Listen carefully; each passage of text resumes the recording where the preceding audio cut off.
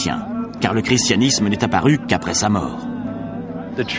En fait, Jésus était juif et les 12 apôtres aussi. Même Paul l'était, ainsi que les premiers disciples de Jésus.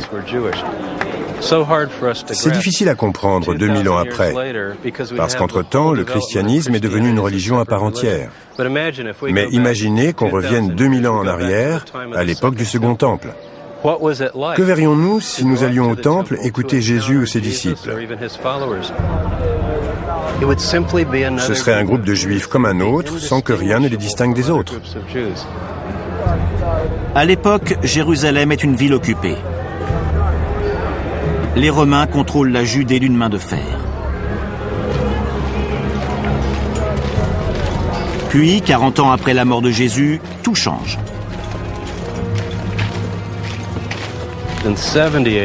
En 70 après Jésus-Christ, tout ce temple a été rasé jusqu'aux fondations, comme on peut le voir encore aujourd'hui avec ses vestiges. À l'époque, il y a eu une grande révolte que les Romains ont violemment réprimée. Ça a duré jusqu'en 73 après Jésus-Christ et a entraîné la destruction de la ville de Jérusalem et de ce temple. Mais dans les collines encerclant la ville actuelle, on trouve encore des traces des coutumes de l'époque, dans les tombeaux creusés dans la roche comme celui-ci. Le tombeau de Talpiot est un tombeau familial typique. Ce sont les noms gravés sur ces ossuaires qui ont stupéfié les initiateurs de l'étonnante thèse du tombeau de Jésus. En effet, en plus de l'inscription « Jésus, fils de Joseph », figurent d'autres noms qui les persuadent que le tombeau de Talpiot est le tombeau de la famille du Christ. Il y a Maria en hébreu, un prénom dérivé de Marie. Un autre nom interprété comme Mariamne est écrit en grec, peut-être une autre forme de Marie. Il y a aussi un Yosé en hébreu, un diminutif de Joseph.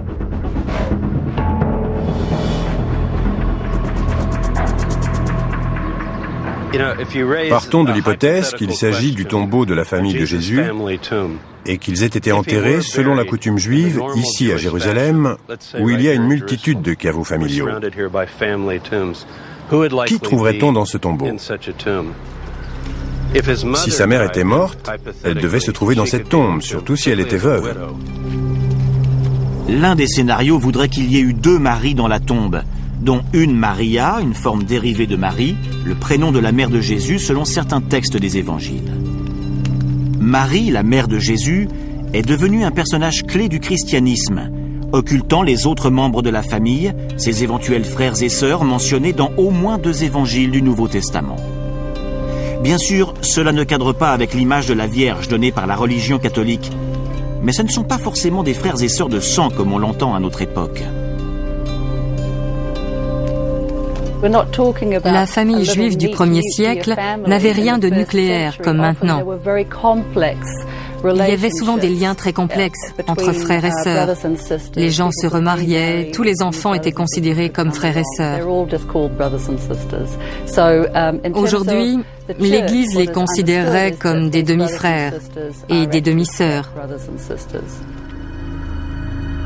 Aidés des évangiles, les historiens ont pu reconstituer la famille de Jésus dans le sens large du terme.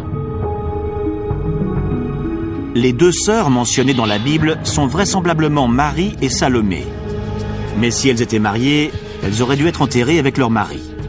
Passons aux 4 soi-disant frères de Jésus maintenant. Si la théorie de Talpiot est juste, on ne devrait pas trouver les restes de Jude et de Simon parce que les archives de l'époque en parlent 40 ans après la mort du Christ, quand les ossuaires étaient passés de mode. Ce qui nous laisse Jacques et Joseph.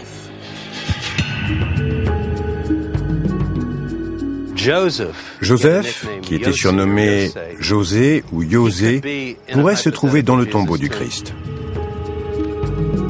Il y a bien un Yosé gravé sur l'un des ossuaires de Talpiot. Bien qu'à l'époque c'était un prénom courant, les défenseurs de la théorie de Talpiot y voient un signe supplémentaire.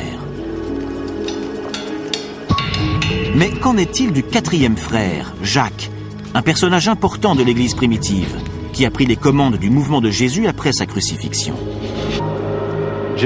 Si l'on en croit Flavius Joseph, l'historien juif, Jacques est mort brutalement assassiné près de l'endroit où nous nous trouvons. Il a été poussé en bas d'un mur et battu à mort. Il est devenu un martyr avant la destruction de Jérusalem. Il a été tué en 63 après Jésus-Christ. Alors où est-il? Et pourquoi ne serait-il pas dans le tombeau de Talpiote? Les textes chrétiens disent qu'il a été enterré près du mont du Temple à Jérusalem, dans un tombeau creusé dans la vallée du Cédron.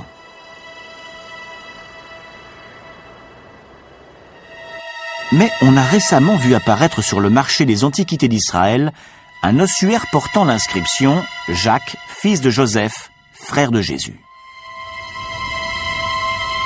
À l'époque, certains pensent qu'il provient du tombeau de Talpiote et qu'il a été volé avant les fouilles, ce qui viendrait étayer la théorie du tombeau de Jésus. Mais l'enquête faite par la suite jette de grands doutes sur le soi-disant ossuaire de Jacques. Tous les ossuaires de Talpiote ont bien été retrouvés, ce qui signifie que celui-ci ne peut pas avoir été dérobé dans le tombeau. On a aussi fait des tests pour comparer la patine, le degré d'usure, de la surface de la pierre du soi-disant ossuaire de Jacques et des ossuaires trouvés à Talpiote. Et les premiers résultats sont édifiants. Les tests effectués sur la patine ont montré que les ossuaires de Jacques et de Talpiote datent de la même époque et qu'ils ont été conservés au même endroit et dans les mêmes conditions, car il semble que la composition des patines soit identique. Mais ces tests n'étaient pas si précis que ça. Et pour clore définitivement le chapitre de l'ossuaire de Jacques, la plupart des experts et des responsables de l'autorité israélienne des Antiquités sont maintenant persuadés que c'est un faux. Les spécialistes ne se sont pas encore officiellement prononcés, mais la plupart des gens pensent que c'est un faux. En tout cas, l'ossuaire de Jacques ne provient pas du tombeau de Talpiote. Mais qu'en est-il pour les autres ossuaires trouvés à Talpiote? Les partisans de la thèse du tombeau de Jésus et de sa famille s'appuient sur un nom apparemment rare inscrit sur l'un des ossuaires. Jonathan Price, spécialiste des objets du 1er siècle. L'homme qui a décrypté le premier ces inscriptions, M. Rachmani, un très bon spécialiste, a lu les lettres ainsi. Il a d'abord vu un mu, un M, puis un alpha, un A, Rho, R, iota, un I, alpha, un A, encore un mu, Mariam. Puis il a vu un eta, ce qui en grec fait un son en A, comme dans Mariam, puis un nu, comme si c'était un N à l'envers. Puis il a vu OU, Omicron, Upsilon. Et il a interprété cette petite griffure-là comme un signe voulant dire eta, ce qui fait M-A-R-A, mu, alpha, rho, alpha. Selon lui, ça faisait Mariamnu, c'est-à-dire Mariamne, qui signifie aussi Mara. Ces